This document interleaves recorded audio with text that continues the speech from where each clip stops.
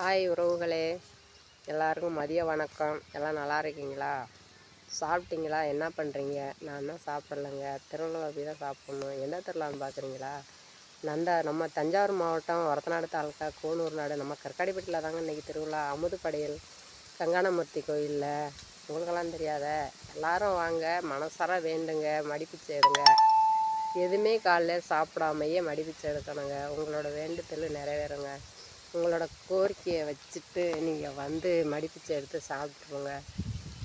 இந்த வருஷம் எடுக்க முடியலைன்னா அந்த வருஷம் வேண்டிட்டு போங்க. மறு வருஷம் வந்து உங்களோட வேண்டுதலை நிறைவேற்றுங்க.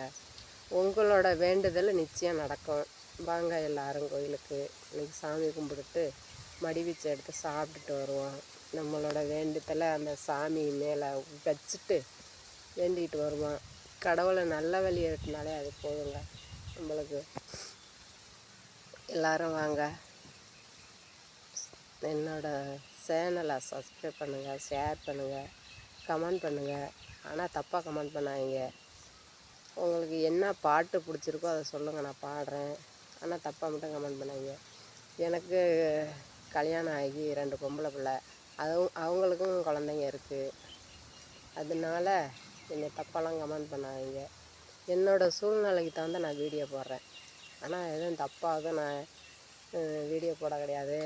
யார் கூட எங்கே எடுப்போம், யாரையும் சேர்த்துக்கிடுவோம், யாரையும் நம்ம அவ்வளோ வச்சு சம்பாதிப்போம் இவ்வளோ வச்சு சம்பாதிப்போம்னு அந்த எண்ணமெல்லாம் எனக்கு இல்லை. என்ன, என்னோடய சூழ்நிலைக்கு நான் வீடியோ போடுறேன். சரியா? நான் என்ன பண்ணுறேன்னா ஆட்டுக்குட்டி மேய்க்கிறேன், நான் விவசாய வேலைக்கு போகிறேன். வீடியோ போடணுன்னா நான் பேக்க மாட்டிக்கிட்டு பயணம் போகலை, போய் ஊராக போய் வீடியோ போடலை. என்ன, மேக்கப்பும் என்கிட்ட இல்லை. என்னோட உண்மையான முகம்தான் இது.